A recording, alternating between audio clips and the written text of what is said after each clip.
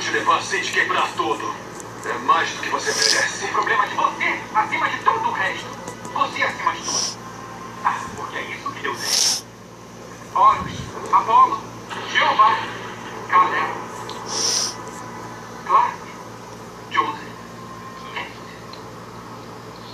Sabe, como chamamos Deus depende da nossa tribo, Clark e Joseph. Porque Deus é tribal, Deus escolhe lados. Nenhum homem do céu interveio quando eu era um menino para me salvar dos sonhos e abominações do meu pai. Eu concluí naquela época.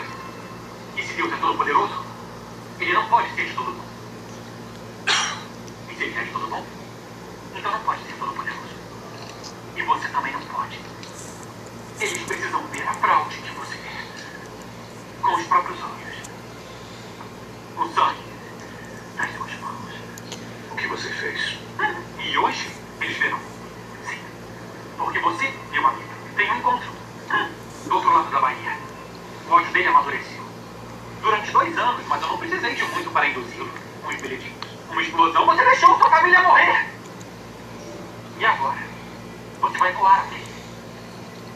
E vai lutar com ele. Até a morte. Preto e azul.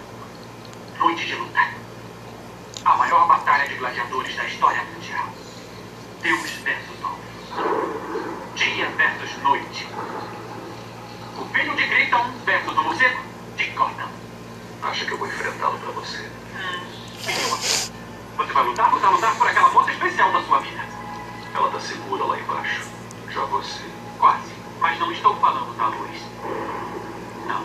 A mulher especial de todo mundo. É a mamãe.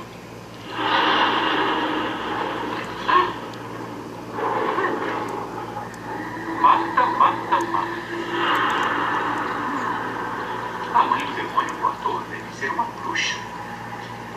A punição para bruxas qual é? Isso mesmo. Morte da fogueira.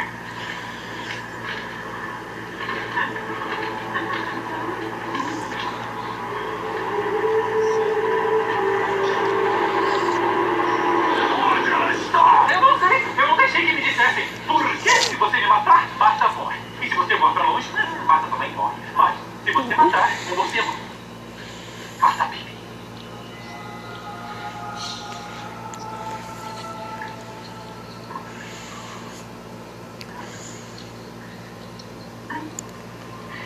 E agora Deus se dobra à minha vontade.